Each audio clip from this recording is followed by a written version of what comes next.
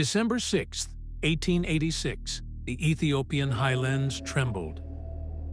Smoke coiled through the mist as warriors of Menelik's empire stood face to face with an army that believed Africa would bow. They came with guns. Ethiopia answered with courage. They came with fire. Ethiopia replied with thunder. And on this mountain field called Azule, the fate of an empire would be rewritten in blood. This is not the story they told in European textbooks. This is the untold war that shook Africa's soul, the Battle of Azule. Before Azule became legend, it was a name whispered by scouts, a pass of red soil and broken stone, hidden among the rolling hills of Arsi. But by dawn on that December morning, it was a cauldron waiting to erupt. Menelik II, the rising lion of Shewa, had been watching. For months, the Arsi Oromo resisted his growing empire of fierce riders, unbent and unbroken, defending their highlands with unmatched ferocity. The air carried the scent of rain, sweat, and destiny. Across the plains, Menelik's banners fluttered like fire ranks of infantry, armed with spears, shields, and precious few rifles purchased through trade and diplomacy. The emperor himself stood in silence, eyes fixed on the horizon. He knew this battle wasn't just about territory. It was about unity, about proving that Ethiopia's beating heart could never be conquered by division. Behind him, priests held aloft crosses carved from the oldest wood in Abyssinia. They blessed the warriors one by one, anointing their foreheads with oil and ash.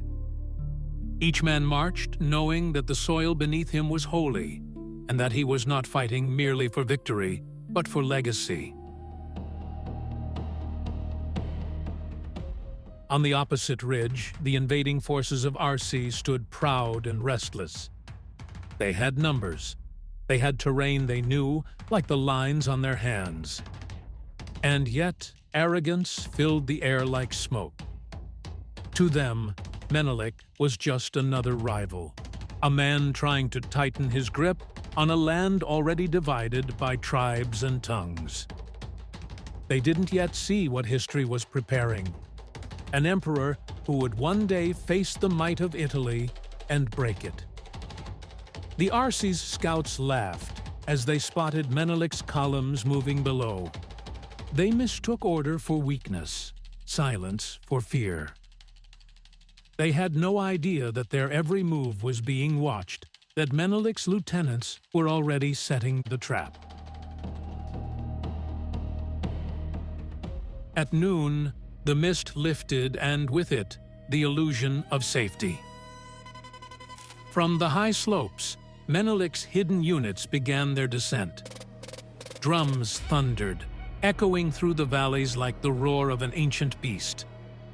The first volley came not from rifles, but from the hills themselves, rocks, arrows, and smoke bombs cascading down into the Arsi lines.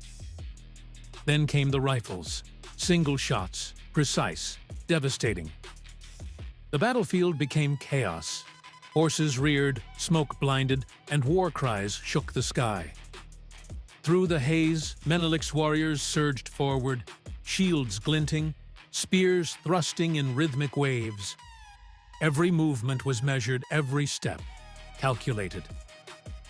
The Arsi had expected a frontal assault.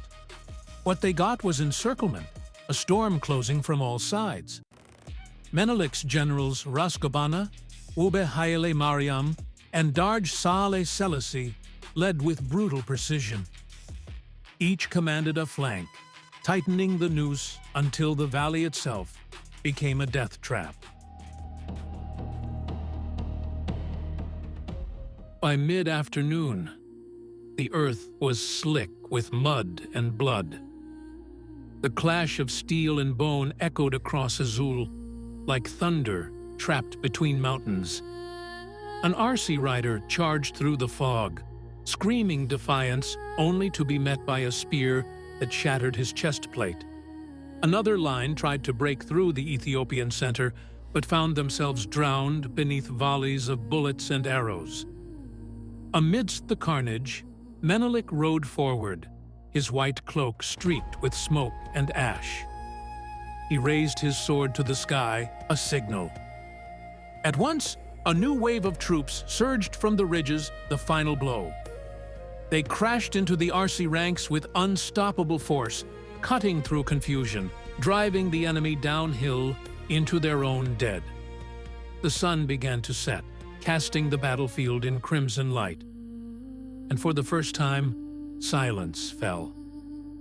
A heavy, suffocating silence.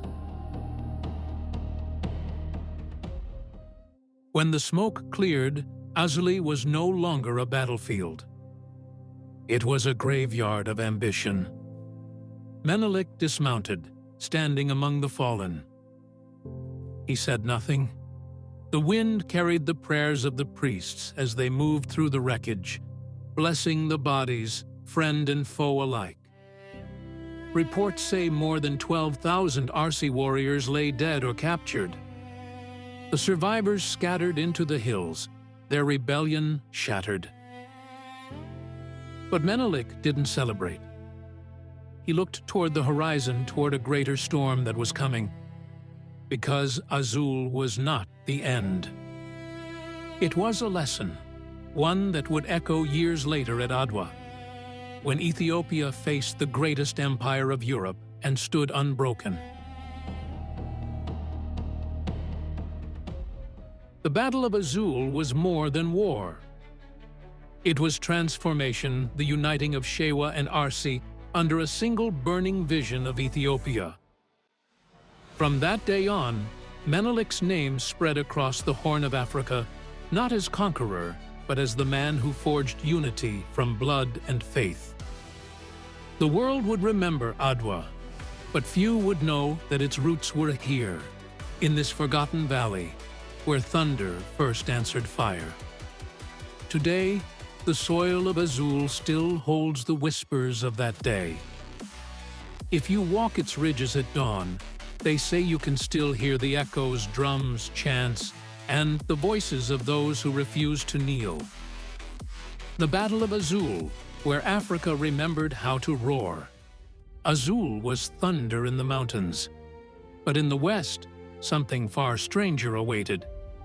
A battle where 1,000 men stood against 100,000, where courage outweighed numbers, and the impossible became history. Next, we go west, to the battle that defied every law of war.